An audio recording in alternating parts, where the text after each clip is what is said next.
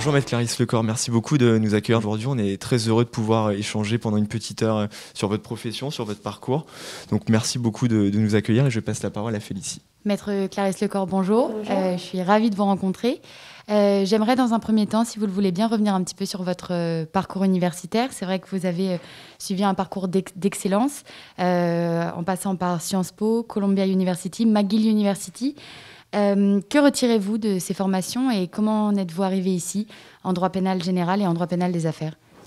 Alors bonjour, merci beaucoup, merci à vous de la confiance que vous m'accordez, j'en suis très honorée. Alors un parcours d'excellence, je ne sais pas, vous me flattez. Donc moi j'ai fait effectivement des études à Sciences Po Paris, que j'ai rejoint juste après mon baccalauréat. Et donc j'avais pas particulièrement prévu enfin même pas du tout prévu de faire du droit. À l'époque je voulais faire de l'architecture, donc on était quand même assez éloignés. Et puis en fait j'ai suivi un enseignement de droit pendant ma deuxième année à Sciences Po, qui m'a beaucoup plu. Et quand il est arrivé le moment de devoir choisir mon master, c'est vrai qu'à l'époque il y avait un master qui s'appelait droit économique, avec une spécialité en contentieux arbitrage. Qui m'intéressait pas mal, parce que moi j'ai toujours beaucoup aimé écrire, j'ai toujours beaucoup aimé lire, voilà, rédiger, structurer, et par conséquent j'avais l'impression que ça se calait bien avec le raisonnement juridique. C'était des exercices dans lesquels j'étais assez à l'aise, et j'ai raisonné, comme je suis partie aux États-Unis en troisième année de licence, en échange. C'est vrai qu'aux États-Unis, la formation juridique, passer à la law school, c'est vraiment s'ouvrir une porte vers beaucoup de choses. Et donc j'ai raisonné un petit peu par analogie en me disant si jamais je fais des études de droit, je pourrais par la suite faire plein de choses diverses et variées. Ce qui ne s'est pas avéré totalement exact parce qu'en France, on fonctionne de manière beaucoup plus cloisonnée.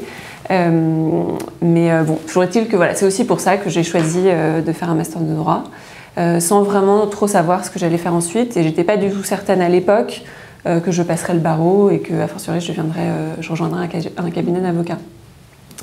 Donc j'ai fait ce master de droit économique à Sciences Po qui m'a passionnée. C'était vraiment très tourné vers le contentieux, une pratique vraiment purement contentieuse, l'arbitrage. Et donc j'ai fait un stage de fin d'études comme c'était prévu dans un cabinet d'avocats, au sein du cabinet Darrois, qui est donc une boutique très connue en pénal des affaires, aussi en corporate bien sûr, mais c'est vraiment un des pionniers en France en droit pénal des affaires. Et donc j'ai découvert à cette occasion le pénal et plus précisément le pénal des affaires. Et là j'ai vraiment eu une espèce une révélation, on s'entend, mais bon, une rencontre exactement, ça m'a beaucoup plu.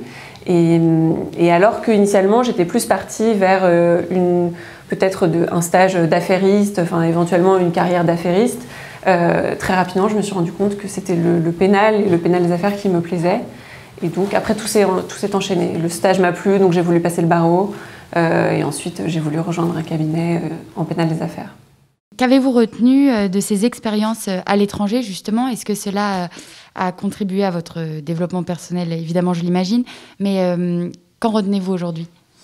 Alors, c'est la grande chance, et je sais que j'ai été particulièrement privilégiée. Quand on est à Sciences Po Paris, on a comme n'importe quel institut d'études politiques, on a cette possibilité de faire beaucoup d'échanges.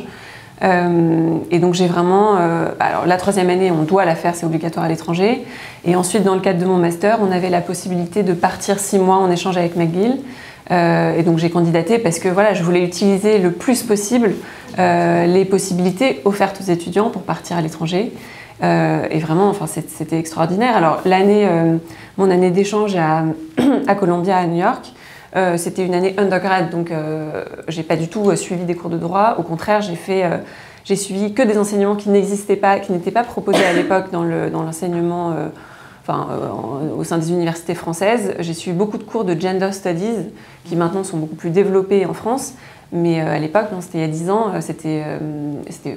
ça se faisait très peu. En tout cas, ça ne se faisait pas à Sciences Po Paris. Et donc vous voyez, ça n'a rien à voir avec le droit, c'était des matières... j'ai essayé de prendre en fait tous les cours qui me paraissaient les plus originaux possibles, les plus décorrélés du système universitaire français classique. Donc ça, c'était génial. Et puis après, c'est vrai qu'aux États-Unis, j'ai vraiment découvert tout ce système qui entoure les étudiants aux États-Unis, tous les moyens qui sont offerts aux étudiants. J'avais vraiment l'impression d'être portée par tout un système universitaire où l'objectif premier de tous mes interlocuteurs, c'était développe-toi personnellement, voilà, fais tes projets, va jusqu'au bout de toutes tes idées, etc. Et ça, j'ai trouvé ça absolument extraordinaire. Et Sciences Po est une école magnifique, mais qui est quand même un petit peu en deçà par rapport à voilà, tout ce qu'on apporte aux étudiants aux États-Unis. Donc ça, c'était vraiment une expérience incroyable. À McGill, c'était un petit peu plus bref, puisque je suis restée 6 mois. Mais là, j'étais au sein de la faculté de droit, donc c'était déjà des études un petit peu plus dures, quoi. On bossait quand même un petit peu plus que quand on était en undergrad. Mais c'est vrai que déjà, de ces 2 expériences, ce qui était super, c'était de pouvoir évidemment progresser en anglais, travailler en anglais, étudier en anglais, ça c'était quand même une chance incroyable. Et puis après, voilà, avoir cette ouverture. Alors bien sûr, bon, on aime tous voyager, on aime tous, mais étudier à l'étranger, moi j'ai trouvé ça extraordinaire parce que ça nous permet de voir un petit peu, de découvrir d'autres façons d'enseigner, d'autres façons d'étudier aussi, d'autres façons de vivre la vie étudiante. Et ça, j'ai trouvé ça très chouette. Ouais. Et pensez-vous aujourd'hui que c'est un passage obligatoire ou quasi obligatoire pour les étudiants? Est-ce que vous accordez une valeur particulière aux étudiants qui sont partis 1 an, 6 mois en stage dans le cadre des études ou même pour une expérience personnelle à l'étranger? Alors, c'est une bonne question. C'est-à-dire que moi, je trouve que c'est indispensable d'un point de vue personnel. D'un point de vue professionnel, je ne suis pas certaine. La réalité, c'est qu'aujourd'hui, les CV, les candidats que l'on reçoit sont tous surdiplômés. Vraiment, c'est très impressionnant. Tout le monde a fait des programmes d'échange. Tout le monde a plusieurs diplômes. Enfin, voilà. Donc les CV académiquement sont très impressionnants à chaque fois, enfin, pour la grande majorité. Et donc professionnellement, en tout cas, moi j'y suis moins sensible aux échanges. Je trouve ça très chouette, mais plus d'un point de vue personnel. Donc je ne dirais pas que professionnellement c'est indispensable. En revanche, en termes de développement personnel, moi ça me paraît très important.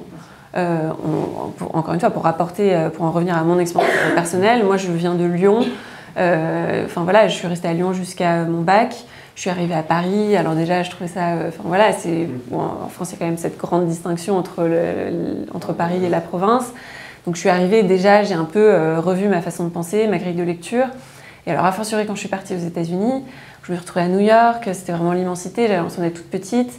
Et du coup, je trouve que personnellement, ça nous pousse à sortir de notre zone de confort, à aller vers les gens. On arrive à un endroit où on ne connaît personne. Et donc ça, je trouve que c'est très important parce que ça incite à développer voilà, certaines qualités personnelles, une nouvelle façon de voir les choses, peut-être un peu plus de modestie, etc. Donc je pense que c'est important personnellement, plus peut-être que professionnellement. Hormis le fait que, bien sûr, ça vous permet de développer vos capacités linguistiques.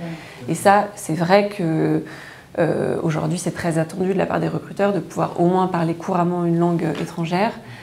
Même si, lorsqu'on exerce en droit pénal, dans un cabinet français, on a très peu de contentieux en anglais. Très peu. Justement, votre rencontre donc, s'est faite chez Jean-Michel Darrois, enfin, la rencontre avec le pénal, ouais. s'est faite chez Jean-Michel Darrois. Comment ça s'est passé et comment vous avez appris, enfin, est-ce que c'était vraiment une rencontre pas prévue du tout? Est-ce que vous aviez déjà quand même un petit attrait pour le pénal? Et comment ça s'est passé ce stage chez Jean-Michel Darrois? Alors, en fait, du coup, vous m'incitez à faire une petite introspection et à revenir en arrière, mais ce qui s'est passé vraiment chronologiquement, c'est que à Sciences Po Paris, j'avais un cours avec Jean-Michel Darrois. Et c'était un cours de droit pénal d'introduction au droit pénal des affaires. Puis c'était génial parce que Jean-Michel Darrois, il est extraordinaire. Il a été sur tous les plus grands dossiers de l'époque. Enfin voilà, donc c'était vraiment précurseur. Complètement précurseur. Et donc c'était un cours absolument passionnant. Et quand j'ai eu la possibilité de faire un stage chez lui, donc c'était une super opportunité pour moi. Mais en fait, j'intervenais surtout sur des dossiers en corporate. J'ai eu la chance de pouvoir travailler pour un associé du cabinet qui s'appelle Mathieu Brochier, qui m'a fait travailler sur des dossiers en droit pénal des affaires et pour certains de ces dossiers en droit pénal pur. Et où là, je me suis dit, ouais, c'est génial, moi je veux faire ça. Et c'est comme ça que ça s'est fait. Voilà. C'était vraiment totalement aléatoire en fait, parce que moi à l'époque, je vais vous dire les choses très clairement, j'avais quand même pas mal investi dans mes études. Enfin, c'est des études longues qui sont coûteuses. J'avais fait un emprunt étudiant. Enfin voilà, et puis bon, 7 ans d'études, bon, on se dit, j'ai quand même envie de quand même bien gagner ma vie après. Et donc je m'étais dit, bah voilà, moi je voudrais en fait passer le barreau, rejoindre un gros cabinet anglo-saxon, faire du droit des affaires. Et voilà, mais ça m'allait très bien comme enchaînement. Et puis bah, juste, ouais, j'ai découvert le droit pénal et le droit pénal des affaires. Et ça m'a beaucoup plu pour un ensemble de raisons. Il y a une dimension symbolique qui est très forte en droit pénal. Alors je ne suis pas du tout en train de survendre ma matière par rapport à d'autres. Voilà, c'est pas du tout mon propos. Je pense que tout le monde peut se passionner pour des matières différentes dans le droit et c'est ça qui est extraordinaire dans cette profession.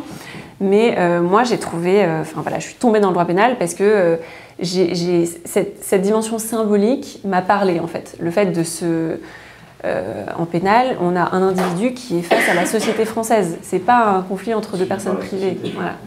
Et ça, j'ai trouvé ça vraiment extrêmement fascinant en fait. Et je trouve que les enjeux sont pas les mêmes, que la charge symbolique du procès pénal est différente. Et voilà, c'est comme ça que je me suis...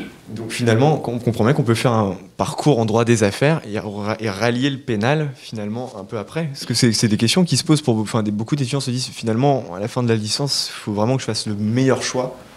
Parce qu'il peut être handicapant, mais on se rend compte au fil des interviews, au fil de ce qu'on peut entendre, que c'est pas finalement, il n'y a pas de déterminisme là-dessus. Qu'est-ce qui fait le pont entre le droit pénal et les droits des affaires? Comment vous avez trouvé ce lien dans les dossiers? Comment on le retrouve? Ce que vous avez appris en droit des affaires, comment on le retrouve dans un dossier pénal? C'est ça qui peut parfois interroger. Alors en fait, moi j'ai quand même eu la chance d'avoir une formation assez large parce que Sciences Po, alors en plus à l'époque, c'était, je pense, j'étais la 2e ou la 3e promotion de l'école de droit. Donc nous, notre challenge à l'époque, c'était plus de démontrer qu'on était en mesure de devenir avocat. Parce qu'il y avait une espèce de défiance vis-à-vis de l'école de droit. Et c'est vrai qu'on avait une formation, moi j'avais pas vraiment une formation affairiste, c'est juste que je voulais faire ça. Mais fondamentalement, la formation Sciences Po à l'époque, c'était droit économique.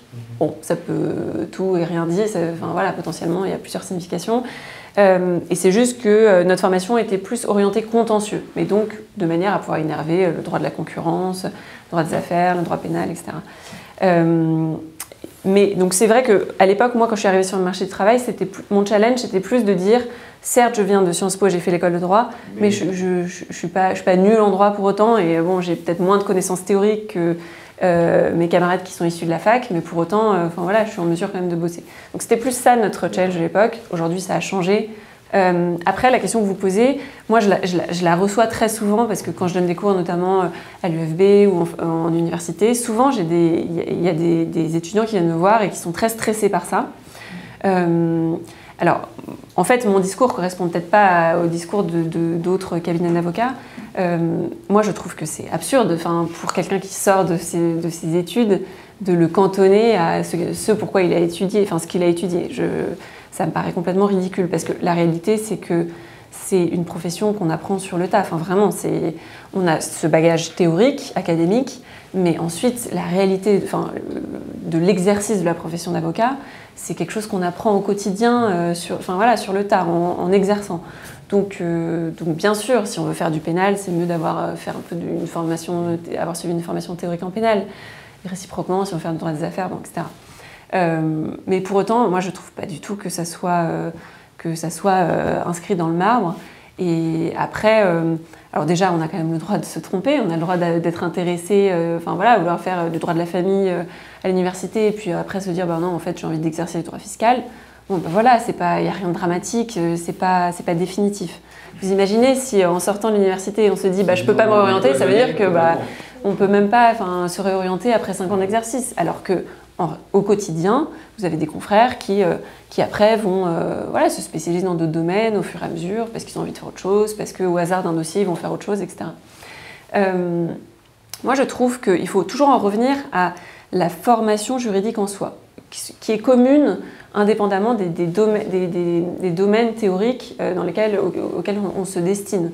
C'est-à-dire que l'avantage de la formation, enfin pour moi, ce que nous apprend une formation juridique, c'est plus des compétences que vraiment des connaissances théoriques, que d'ailleurs on oublie relativement rapidement si on les pratique pas. Examen 2-3 semaines après, voilà, exactement.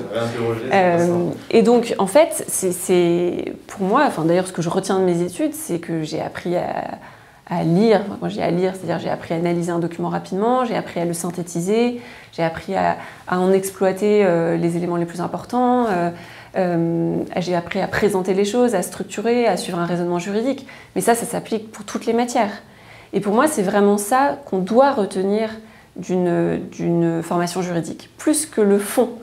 Bon, moi je suis un peu une psychopathe de la forme, mais en fait, pour moi c'est ça la force vraiment d'études juridiques. C'est le raisonnement que vous apprenez, c'est la rigueur dans le raisonnement, dans l'écriture qui vous est transmise. Et ça, à mon sens, c'est ce qui devrait être davantage mis en avant par les candidats lorsqu'on cherche à rejoindre le marché du travail, plus que le master que vous avez suivi. Bon, après, bien sûr, il y a des masters qui sont particulièrement reconnus. C'est toujours un atout lorsqu'il y a une espèce de cohérence dans le parcours, bien sûr. Mais très sincèrement, moi, quand je reçois un candidat, je suis pas très préoccupée par par les matières qu'il a suivies. Ce qui m'intéresse, c'est plus la personne, c'est plus comment il aborde une problématique juridique, comment il raisonne par rapport à une problématique juridique, quels sont les stages qu'il a fait. Enfin voilà, c'est plus ça qui m'intéresse. Donc après votre stage chez Jean-Michel Dora, vous avez passé l'examen du CRFPA. Oui. Comment ça s'est passé ? Ça s'est passé... comment ça s'est passé ? Donc j'ai fait une prépa d'été. Je n'en garde pas un très bon souvenir. Et puis après, ça s'est plutôt bien passé, mais encore une fois, parce que ma formation m'avait permis de réussir à bien traiter un sujet, quel qu'il soit, en un temps déterminé, de manière structurée, organisée, et d'identifier tout de suite les éléments pertinents. Et donc, j'ai pas brillé à l'examen, pas du tout, mais j'ai passé mon examen et je l'ai bien réussi parce que déjà, j'ai réussi à gérer mon temps et en fait, je me suis rendu compte que c'est quand même l'écueil premier de cet examen. Et puis, je pense que j'avais une structure qui faisait que j'arrivais bien à répondre aux exigences de l'examen. Donc ça s'est pas trop mal passé. Voilà. Je pense que de mémoire... C'est pas agréable, mais ça s'est plutôt bien passé. Non, j'en garde pas un très bon souvenir parce que c'était très... en fait, cet examen, il faut quand même absorber une quantité de connaissances délirantes en un temps quand même assez bref. Et du coup, je trouvais pas ça très agréable, je voyais pas trop la finalité. Je savais pertinemment que tout ce que j'apprenais, j'allais l'oublier par la suite. Et du coup, je me disais, je vois pas trop la finalité du truc. Il y a trop de matière, le programme est trop vaste. J'avais du mal à percevoir vraiment l'idée de cet examen. Mais bon, je l'ai fait quand même. Et donc, vous réussissez l'examen d'entrée au CRFPA. Et ensuite, vous intégrez le cabinet Vigo ? Non. Alors, donc à l'époque, comment c'était structuré ? Il y avait 3 périodes de 6 mois. Une période de 6 mois de cours qu'on pouvait faire en alternance. Donc, moi, j'ai fait une alternance avec le cabinet Messner à l'époque. 6 mois de PPI, d'ailleurs j'ai commencé par mon PPI, j'ai fait 6 mois au service d'instruction des sanctions à l'autorité des marchés financiers. Donc après j'ai enchaîné sur mes 6 mois de cours en alternance avec le cabinet Messner. Et ensuite j'ai fait 6 mois de stage final au sein du cabinet Freshfields. D'accord. Voilà, parce que donc j'avais envie de voir... c'est ce que je trouve en fait assez chouette dans cette formation, c'est qu'on a la possibilité de faire plusieurs stages. Et donc je m'étais dit c'est bien d'aller voir des structures très différentes pour voir comment est-ce qu'on peut exercer cette profession-là dans des structures variées. Donc c'est pour ça que je suis allée dans une toute petite au sein du cabinet Messner, qui était un petit cabinet qui avait des très beaux dossiers par ailleurs, mais c'était quand même un cabinet de taille assez réduite. Et ensuite chez Freshfields, où là c'était la grosse machine, un cabinet full service. Mais parce que je voulais quand même passer par un cabinet comme celui-là pour des questions de formation déjà, parce que des dossiers, enfin comment dire, on a notre emprise, alors en plus en tant que stagiaire, mais notre intervention sur les dossiers est beaucoup plus résiduelle, beaucoup plus parcellaire, parce que voilà, on intervient sur certaines recherches, sur des toutes petites parties de conclusions qui font 100 pages.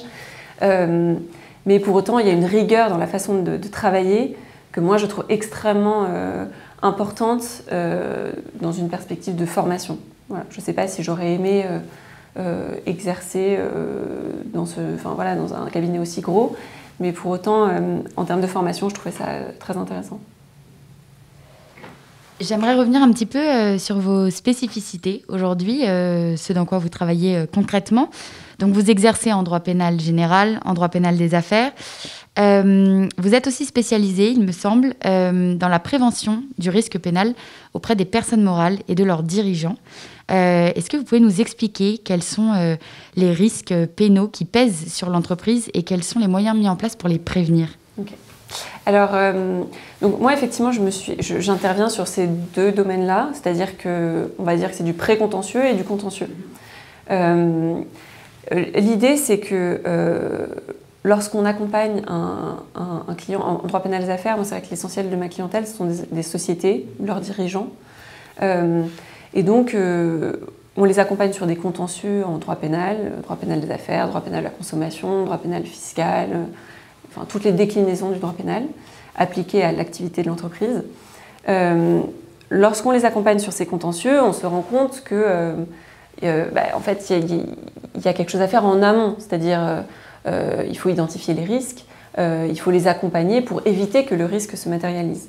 Et donc c'est sur la base de cette expertise en contentieux que petit à petit, je suis intervenue en amont pour donc accompagner ces acteurs économiques-là dans la gestion de leurs pré-contentieux. Et donc l'idée, c'est, voilà, moi je vous accompagne, je détermine quels sont les risques auxquels vous êtes confrontés afférents à vos activités quotidiennes. Donc c'est extrêmement varié, hein. Ça peut être des risques en matière de données personnelles, des risques en matière de corruption, blanchiment, des risques en matière d'hygiène et sécurité. Enfin voilà, il y a vraiment en matière de droit du travail, par exemple, lorsque vous faites appel à des prestataires, etc. Il y a tout un panel d'infractions qui s'appliquent potentiellement à l'entreprise. D'autant qu'il y a quand même un mouvement de pénalisation de l'activité économique. Donc le pénal va chercher progressivement tout ce qu'il peut obtenir, tout ce qui peut toucher du doigt s'agissant des activités économiques. Et donc voilà, c'est identifier, dans un premier temps, d'identifier les risques, le risque pénal lié à l'activité de ces opérateurs économiques. Et ensuite, on va les accompagner pour essayer de prévenir la manifestation de ce risque-là. Donc il y a différents outils qu'on peut mettre en œuvre. Il y a d'abord bien sûr former les personnes, que ce soit les dirigeants ou les personnes qui sont en responsabilité au sein des entreprises, les former à ce risque pénal, leur dire voilà, le risque pénal il existe, voilà quel est ce risque pénal-là, comment il peut se matérialiser et comment vous pouvez le prévenir au quotidien. Ça peut être mettre en place des process, un ensemble de process internes, des dispositifs d'alerte interne et bien sûr tous les dispositifs de compliance. Mais il faut bien comprendre que en fait, la compliance, elle est venue s'appliquer à l'entreprise assez récemment. D'accord ? Les obligations légales et réglementaires en la matière, elles sont assez récentes. Et ça fait pas du tout partie de la culture d'entreprise française. Ça le devient aujourd'hui, mais à l'époque, c'était pas du tout dans les mentalités. Et il y avait moi, quand j'ai commencé à exercer en 2012, il y avait quand même cette espèce de réticence par rapport à tout cette mise en place de process internes, cette formalisation permanente, etc., qui est beaucoup plus spontanée aux États-Unis, où là, les choses sont encadrées en permanence. Et c'est vrai qu'en France, il y a moins cette culture du papier, de la procédure, enfin, la processisation à l'extrême, quoi. Et donc, il y a eu tout un travail il y a encore aujourd'hui tout un travail pédagogique à faire auprès de ces interlocuteurs-là, que moi je trouve extrêmement intéressant parce que spontanément, immédiatement, lorsqu'on arrive en entreprise, que c'est le cabinet d'avocat ou l'avocat seul qui débarque en entreprise, y a une espèce de réticence, on se dit ok, bon, il va nous sortir son histoire de risque pénal, etc. Il vient nous faire peur. Et il y a une réticence spontanée. Une défiance d'ailleurs. Exactement. Et moi je trouve ça génial parce que du coup c'est à vous aussi de faire preuve particulièrement de pédagogie, d'intégrer les codes de l'entreprise qui sont totalement différents des codes de la profession libérale et du cabinet d'avocat. Et donc ça, moi, c'est quelque chose que j'ai appris sur les dernières années, mais que je trouve très intéressant. Parce que c'est pas juste, je suis avocat, je fais mon boulot, je traite mes dossiers. C'est aussi, voilà, j'intègre un monde qui n'est pas le mien, qui est le monde de l'entreprise. J'apprends à connaître mes interlocuteurs, parce que je les suis depuis plusieurs années. J'apprends leur langage, leur code, le mode de fonctionnement, la hiérarchie au sein des entreprises. Voilà, il faut faire très attention à tout ça. Et puis, c'est les accompagner pour leur dire voilà quel est le risque les risques pénaux auxquels vous faites face au quotidien. Et voilà tout ce qu'on peut faire pour vous aider à mieux les gérer. Ça ne veut pas dire que ça marche toujours. Dans un monde idéal, si j'ai fait ce travail-là, ils ne devraient pas avoir besoin de moi par la suite parce qu'il n'y a pas de contentieux. Bon, la réalité, c'est qu'il y a quand même souvent du contentieux. Et en fait, si on a fait ce travail-là en amont, si on est déjà intervenu en amont pour ces interlocuteurs, on les connaît super bien. Donc après, pour intervenir sur le contentieux, c'est un avantage très important parce qu'on connaît déjà la boîte pour laquelle on bosse et donc on est beaucoup plus efficace et pertinent dans le cadre du contentieux subséquent. Donc, voilà. Est-ce que la prévention de ces risques pénaux est adaptée à tout type d'entreprise ou est-ce qu'elle est essentiellement réservée à de grands groupes, de grandes entreprises avec notamment de nombreuses personnes ? Alors c'est très intéressant. En fait, alors il y a du pénal partout. Donc de toute façon, il y a des besoins en la matière pour tous les types d'entreprises. C'est juste que certaines entreprises, pas forcément en fonction de leur taille, mais parfois en fonction de la direction, c'est l'impulsion de la direction. Enfin, si la direction ne donne pas l'impulsion en la matière, il n'y a rien qui se fait. Vous parliez notamment de l'intérêt de la délégation de pouvoir, justement. Voilà, exactement. Parfois, en fait, on constate pour certaines entreprises qu'il n'y a pas de souci particulier d'analyser le risque et de le prévenir, de mettre en œuvre, parce que ça représente quand même des moyens importants, des moyens financiers, des moyens humains. Il faut qu'il y ait une impulsion de la direction, qu'il y ait des moyens financiers qui soient donnés pour couvrir bien sûr les honoraires de l'avocat, mais aussi pour réorganiser les choses en interne. Et parfois, lorsqu'on ouvre un chantier de cette nature-là, ça incite à des arbitrages en interne sur la réalité des fonctions des uns et des autres, la façon dont les liens hiérarchiques se font, le reporting, etc., comment est structurée l'entreprise. Parfois, l'avocat, de par son intervention, met en lumière des espèces d'incohérences, des risques potentiels dans le fonctionnement de l'entreprise. Et ça passe pas toujours très bien parce que parfois, l'entreprise n'a pas forcément envie de modifier sa façon de faire. Parce que c'est pas le bon timing, parce qu'ils n'ont pas les budgets pour, parce qu'il n'y a pas l'envie. Quand ça reste hypothétique, c'est toujours plus difficile à faire comprendre. Bien sûr, quand vous avez une entreprise qui a été confrontée à un contentieux pénal avec une amende très lourde à la clé, forcément, il y a une sensibilité qui est un peu plus forte. Donc globalement, il faut quand même qu'il y ait cette impulsion de la direction-là. Et donc c'est assez décorrélé de la taille de l'entreprise.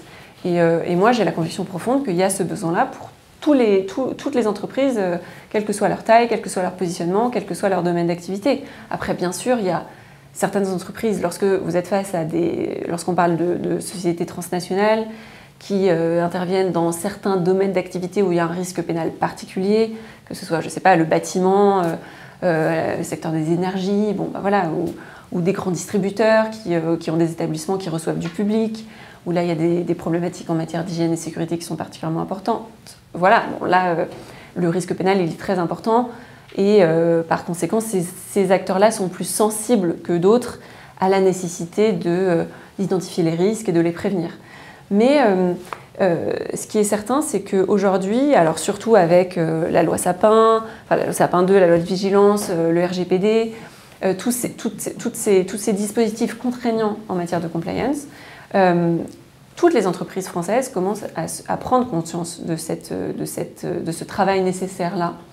Et en fait, ça, je trouve, c'est pour ça que je trouvais votre question très intéressante, parce que ça permet à des avocats très différents, à des structures d'avocats très, très variées, de se positionner sur ces marchés-là. Okay. Parce qu'en définitive, vous imaginez bien que une très grosse boîte a plus tendance à faire appel à un cabinet voilà, de taille importante pour répondre à ces besoins-là. Mais de la même manière, une petite entreprise ou une moyenne entreprise en province peut aussi avoir envie de faire appel à un avocat local qui sera beaucoup plus disponible, avec des honoraires qui correspondent plus à son positionnement économique, etc. Et du coup, moi je trouve, c'est souvent quelque chose que je dis aux jeunes confrères ou aux étudiants, c'est qu'en fait, ça ouvre des perspectives de développement de clientèle qui sont importantes. Parce qu'il ne faut pas se dire, le pénal des affaires, c'est à Paris, c'est que les gros cabinets, tout ça. C'est quelque chose qu'on entend souvent, mais parce que c'est vrai que l'implantation géographique des sièges de sociétés sont quand même à Paris ou en région parisienne. Donc c'est vrai qu'il y a beaucoup de dossiers qui sont concentrés à Paris. Mais pour autant, il y a beaucoup d'entreprises, il y a énormément d'entreprises qui sont implantées en province, qui ont tout autant de besoins en matière de conseils en matière pénale, et qui, en fait, n'ont pas forcément envie de payer les honoraires de cabinets parisiens, et donc vont se tourner vers des structures plus locales. Et ça, je pense qu'il faut vraiment l'avoir à l'esprit, notamment quand on s'installe, parce que voilà, ça peut être une possibilité de développement de clientèle. Une petite question très précise, que ça me revient à cet instant. Est-ce que, par exemple, la CJIP d'Airbus a changé quelque chose dans le monde de l'entreprise? Est-ce que, dans le regard des autres entreprises, la condamnation d'Airbus, qui est un exemple, parce que je pense qu'il y a eu d'autres CJIP, est-ce que ça a vraiment changé quelque chose? Alors, est-ce que ça a changé quelque chose?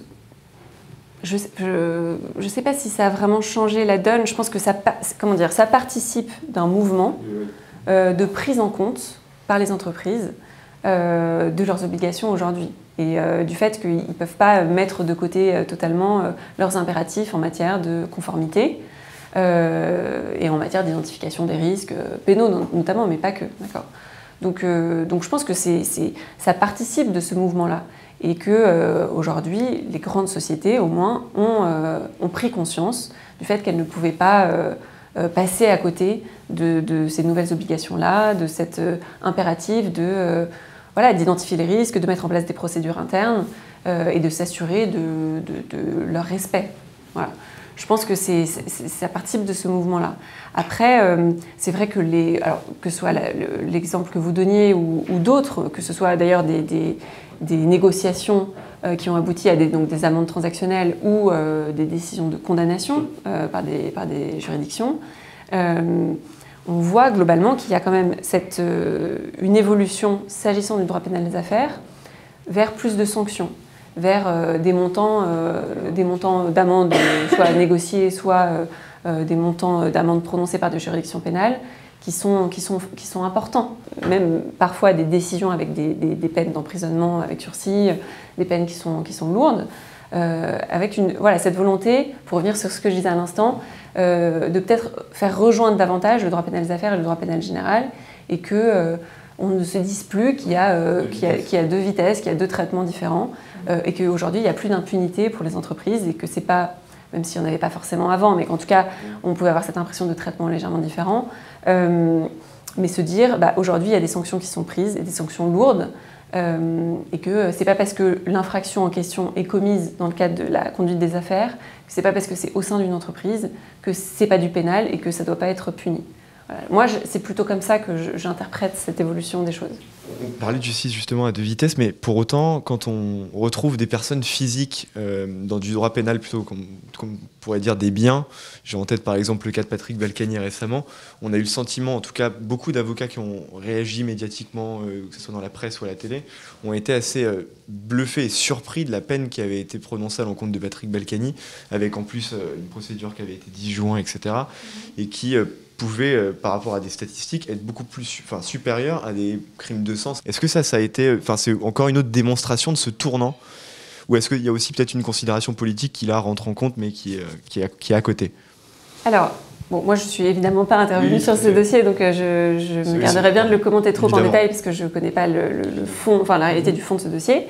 Je pense que c'est un petit peu tout ce que vous venez de dire, mélangé. C'est-à-dire que bien sûr, c'est un dossier qui est symbolique, donc il y a peut-être aussi cette envie de montrer que cette décision pas que celle-là, mais cette décision parmi d'autres, représente une forme de tournant, et le fait de dire, bah voilà, aujourd'hui, on va sanctionner lourdement de tels faits, a fortiori lorsqu'ils ont été commis par des personnes en responsabilité, parce qu'aussi, il y a une attente de la part de l'opinion publique de plus de transparence, de plus de accountability, on adore ce terme-là aujourd'hui, et donc par conséquent, enfin, la justice, elle doit tenir compte de ça. Moi, je ne suis pas du tout partisane de la justice doit, vous savez, souvent dans des dossiers, l'accusation dit à la juridiction, on attend de vous que vous rendiez un jugement exemplaire, que vous lanciez un signal. Oui, au pied du mur de l'exemple. Voilà, moi je trouve ça assez dangereux. C'est pas comme ça que doit fonctionner la justice. Pour autant, la justice, elle n'existe que si elle est intelligible, que si elle est comprise par les justiciables. Sinon, et pas seulement les personnes qui sont jugées. Exactement. Enfin, la justice ne peut pas être décorrélée de la réalité sociétale dans laquelle elle est rendue. Et donc, je pense que nécessairement, on doit tenir compte de ça et de cette évolution. Mais ce n'est pas forcément le travail des magistrats. C'est plus globalement la question de la politique pénale, de sa mise en œuvre, le travail du législateur. Mais on voit que tous ces acteurs-là combinés participent de cette évolution. Et vers plus de responsabilité, plus une mise en œuvre plus systématique de la justice pénale pour ce type de fait-là, avec une réponse pénale qui est un peu plus cohérente que celle qui a pu être taxée comme trop laxiste par le passé. Après, c'est sûr que ce type de dossier, parce qu'ils sont très médiatisés, suscitent des attentes qui sont peut-être un petit peu disproportionnées. Et c'est sûr que pour des faits identiques, je trouve absolument pas normal que, pour des faits identiques, qu'il y ait un traitement, une réponse pénale qui puisse être aussi différente entre un dossier très médiatisé et un autre. Je vais revenir un petit peu sur la prévention des risques, pour un dernier point que j'aimerais aborder avec vous. On assiste aujourd'hui quand même à une émergence assez forte de toutes les notions relatives à la RSE, responsabilité sociale ou sociétale de l'entreprise. On assiste également à certaines normes plus ou moins contraignantes, on le sait, en la matière. Je crois savoir que vous êtes un petit peu penché sur le sujet. Est-ce que vous pouvez nous en parler un petit peu, et notamment de la contrainte qui ressort de ces normes ? Alors en fait, pour moi, la RSE est intervenue dans un premier temps, avant l'essor considérable qu'on a vécu sur les 5 dernières années en matière de compliance. La RSE, dans un premier temps, c'est typiquement l'affaire Erika, par exemple, où vous avez Total, la carence fautive de Total a été retenue et articulée sur le fondement d'engagement volontaire de Total en matière d'inspection des navires. Et ça, c'était un peu une première. C'est-à-dire que ça ne résultait pas d'obligations légales ou réglementaires, c'était sur la base d'engagements contraignants pris par l'entreprise. D'engagement volontaire, pris par l'entreprise. Et donc ça, c'est dans un premier temps, effectivement, cette responsabilité sociétale des entreprises s'est développée avec la mise en exergue de différents types d'engagements volontaires. Plus globalement, c'est la volonté de se dire, OK, on a notre activité économique, mais on va prendre en compte d'autres paramètres, des paramètres environnementaux, des paramètres sociaux, éthiques, etc. Et on ne raisonne pas uniquement par rapport à nos considérations économiques, mais voilà, on est au sein d'une société, donc on va tenir compte des différents enjeux qui sont autour de nous. Et d'une certaine manière, l'essor de la compliance est venu formaliser tout ça, est venu asseoir légalement, réglementairement, c'est ce qui commençait à se faire en matière de RSE. Lorsque vous avez la loi de vigilance, par exemple, qui impose à certaines sociétés de tenir compte de considérations humaines, sociales, c'est exactement ça, c'est la même chose. Et donc, à mon sens, la compliance est vraiment venue renforcer tout ce qui avait commencé à se faire en matière de RSE. Et donc, c'est vrai qu'aujourd'hui, on parle encore de RSE et de compliance, mais c'est vrai que la compliance a pris le pas. Ça englobe d'une certaine manière. On rentre dans une globalisation du droit, quoi. Oui, mais c'est une évolution très saine pour le coup. Alors même si ça s'accélère. Ça s'accélère et surtout ça a des traductions quand même assez contraignantes pour les entreprises. On ne va pas se mentir, il y a beaucoup de... Du coup, il faut beaucoup processer les choses, il faut attribuer pas mal de moyens en fait, pour vraiment être en conformité avec toutes ces nouvelles obligations-là. Et donc, ça peut être perçu par certaines entreprises comme relativement contraignant. Et ça l'est. Toute la difficulté, c'est que, voilà, de faire comprendre aux acteurs économiques que ce n'est pas un frein à l'activité économique, mais que ça peut être un avantage concurrentiel, que ça peut les aider à être mieux structurés, mieux organisés. Voilà. Mais c'est vrai que c'est venu... Je dirais qu'en France, en tout cas, ça s'est développé tellement rapidement et de manière tellement intense. C'est-à-dire qu'aujourd'hui, on a vraiment tout un arsenal en place qui est quand même relativement étendu. Et par conséquent, voilà, c'est vrai que ça prend un peu de temps pour être digéré par les entreprises et pour être mis en œuvre. En préparant l'interview, on a remarqué que vous publiez beaucoup, notamment avec Maître Emmanuel Daoud. Qu'est-ce que ça vous apporte, une réflexion sur plus large qui vous permet aussi de surveiller et d'avoir une réflexion beaucoup plus large que quand on est sur un dossier? Alors, qu'est-ce que ça m'apporte? Alors moi déjà j'ai toujours beaucoup aimé écrire, c'est ce que je vous avais dit au début, donc j'aime bien écrire. Alors après, là ces derniers temps j'ai un peu moins publié parce que ça prend beaucoup de temps. Déjà, lorsqu'on commence à exercer, c'est pas inutile de rédiger et de publier dans des revues professionnelles, des revues spécialisées, puisque ça vous donne quand même une certaine visibilité, donc c'est pas anodin. Surtout lorsque vous voulez vous développer dans un domaine précis. Et moi, c'est vrai que c'était cette identification et prévention du risque en entreprise. Et donc, je trouvais pertinent de publier pas mal dans la matière. Après, je trouve que c'est un exercice qui est intéressant de commenter un arrêt, voilà, faire une proposition en matière doctrinale. Voilà, et donc moi, c'est un exercice qui me plaît. Après, c'est vrai que c'est très chronophage, mais la réalité, c'est qu'à Paris, il y a beaucoup d'avocats, c'est un univers qui est très concurrentiel et que il faut se démarquer. En fait, le challenge premier lorsqu'on commence à exercer, c'est de trouver sa place, d'acquérir de la visibilité. Et quand on a dit ça, on a tout et rien dit, parce que c'est pas facile, vraiment, sauf à faire, voilà, être spécialisé dans quelque chose un contentieux vraiment de niche, où il y a 3 avocats qui font ça sur Paris, mais bon, c'est quand même relativement rare. Donc voilà, tous les moyens sont bons pour essayer de se démarquer. Et la publication, c'est très utile, surtout lorsque vous vous destinez à une clientèle peut-être un peu plus institutionnelle.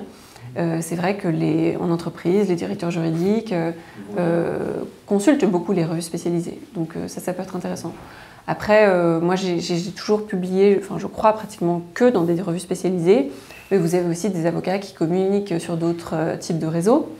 Moi, je ne suis pas du tout sur Twitter parce que je me sens totalement dépassée par Twitter, je ne sais pas du tout quoi tweeter, mais vous avez des avocats qui communiquent beaucoup sur Twitter, qui font des blogs, et tout ça se complète très bien et est très utile. Je pense qu'il faut juste communiquer en accord avec ce que vous êtes, et puis...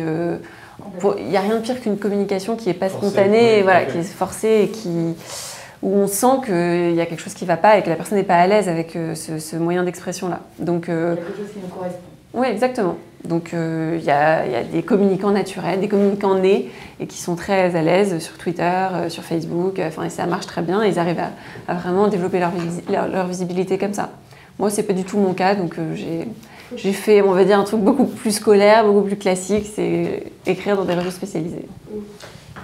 Autre question, il y a très récemment la question de l'avocat en entreprise s'est posée. Ouais. Alors nous, étant étudiants, on était un peu loin de ce débat qui s'est posé. Et finalement, c'est une réforme qui a été abandonnée. Est-ce que vous avez un regard sur ce potentiel avocat en entreprise qui arrivera peut-être un jour, pas forcément tout de suite au regard de l'abandon, mais à terme? Est-ce que c'est une évolution de la profession que vous voyez d'un bon œil ou... Alors, j'ai du mal à voir comment ça pourrait se réaliser. En fait, pour moi, comment dire, la beauté de notre profession, c'est l'exercice libéral. Voilà, c'est vraiment une façon de voir les choses. Hein. C'est très particulier. Et puis après, nous, on a quand même... enfin, l'avocat, dans son ADN, a la liberté, cette question du secret professionnel, ça va de pair avec notre profession et j'ai du mal à voir comment est-ce que ça pourrait se concilier avec un exercice en entreprise. Après, c'est parce que moi, j'ai toujours exercé comme ça. Donc, vous savez déjà qu'il y a des avocats qui sont salariés. Il y a des cabinets qui fonctionnent sur la base du salariat. Pas trop à Paris, mais en province, ça se fait quand même plus. Donc, peut-être enfin voilà, il y aurait un autre... les confrères qui sont salariés auraient peut-être un autre regard sur la chose. Moi, c'est vrai que pour moi, je ne vois pas comment on peut être avocat sans être profession libérale. Donc, du coup, être en mode entreprise, ça me paraît un petit peu particulier. Dans ce cas-là, le fonctionnement d'avoir une entreprise avec un juriste, une direction juridique dedans, ça me paraît suffisant. J'ai du mal à percevoir ce que l'avocat apporterait en plus. Et en plus de cela, la relation avocat-client, à mon sens, elle ne peut s'exercer que justement si les choses sont bien distinctes et si chacun est à sa place. Voilà. Et pour cette raison-là également, je ne vois pas trop comment... Il faut qu'il y ait une forme de distance, quoi. Il faut que l'avocat soit quand même déconnecté de son client et puisse, à un moment, remettre les choses, recadrer les choses si c'est nécessaire, prendre ses distances si c'est nécessaire. Être l'avocat d'un tiers, d'un justiciable, c'est pas systématiquement faire ce qu'il demande. C'est aussi apporter la contradiction, prendre les décisions, prendre de la distance si c'est nécessaire. Éventuellement, si vraiment il y a une incompatibilité manifeste, il y a un désaccord irrémédiable, dire je ne suis pas en mesure d'assurer correctement la défense de vos intérêts. Mais donc tout ça, toute cette relation avocat-client, elle peut se mettre en œuvre si jamais les deux parties si les deux parties sont distinctes. Si l'avocat est en entreprise, alors, encore une fois, là, j'ai une grille de lecture très contentieuse, très avocat pénaliste, donc peut-être que dans d'autres matières, ça pourrait davantage se justifier. Mais en tout cas, moi, avec ma casquette d'avocat pénaliste et d'avocat pénal des affaires, ça me paraît un peu plus difficile à mettre en œuvre. Peut-être avant de conclure, un dernier mot pour la fin, Maître Clarisse Lecor. Est-ce que vous auriez un mot à adresser aux étudiants, à ceux qui se lancent dans les études de droit, ceux qui ont la volonté de devenir avocat, un métier qui donne parfois le vertige au vu de la concurrence et de l'importance du métier. Qu'est-ce que vous pourriez nous dire aujourd'hui ? Alors déjà, je prêche pour ma paroisse, mais c'est vrai que moi j'ai toujours vu cette profession comme extraordinaire. Pas tant parce que les dossiers, bien sûr, sont très intéressants, mais c'est plus parce que c'est une profession qui a une richesse que je continue de découvrir aujourd'hui. C'est-à-dire que lorsque vous êtes avocat, indépendamment de votre domaine d'intervention, vous êtes avocat de personnes physiques, de personnes morales, vous pouvez intervenir pour des associations, vous pouvez faire du pro bono, vous pouvez vous engager, vous pouvez donner des cours. Et donc ça, c'est génial parce que en votre qualité d'avocat, vous pouvez être sollicité à plein de titres différents. Et donc, moi, c'est vrai que c'est une richesse que je trouve assez remarquable. Après, pour ceux qui rejoignent la profession, je pense que ce qui est très important, c'est que avocat, c'est une profession de liberté. Hein. C'est la liberté absolue au quotidien. Mais c'est une profession qui est magnifique si on l'exerce justement avec liberté. Et je pense que c'est très important de le conserver à l'esprit, surtout lorsqu'on rentre sur le marché du travail. Parce que c'est vrai qu'à Paris, oui, c'est très concurrentiel, il y a beaucoup d'avocats, il y en a de plus en plus. Et donc du coup, on se dit, il faut absolument que je trouve ma place vite et que je trouve ma collab le plus vite possible et que du coup, je vais prendre ce qui me tombe sous la main, etc. Et je pense que ça, c'est une erreur. Et c'est important de s'entourer des bonnes personnes parce qu'il y a des cabinets très différents. Il y a des cabinets qui ont des façons d'exercer très, très différentes. Il y a des cabinets de taille différentes, avec des domaines d'intervention différents, etc. Et avec des façons d'aborder le métier qui sont différentes.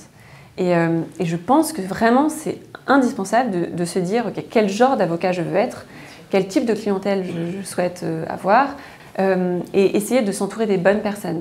Et ça, c'est important parce que en fait, ce qui est dommage, c'est que trop souvent, parce qu'on veut absolument une collab, on va rejoindre un cabinet qui ne nous correspond pas trop. Même parfois plus pour le prestige. Alors. Voilà, pour le prestige, juste parce que voilà, on a une offre de collaboration, on se dit on la prend.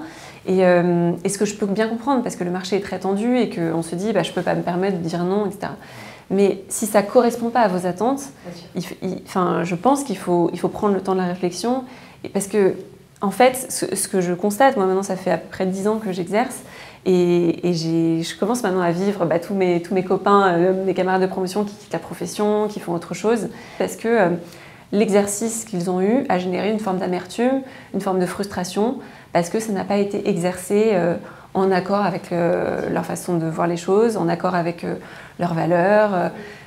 Et ça, c'est dommage. Vraiment, c'est dommage parce que c'est un métier magnifique, mais c'est un métier qui est magnifique lorsqu'il est exercé avec liberté et lorsque vous êtes en accord avec vous-même. Et je pense qu'il y a suffisamment de cabinets à Paris pour essayer de trouver la bonne équipe, de vous entourer avec des bonnes personnes. Le meilleur écosystème. Ouais. Et je trouve que c'est vraiment important pour les futurs jeunes confrères. Merci beaucoup, Maître, pour ces échanges passionnants. Merci beaucoup. Merci à vous.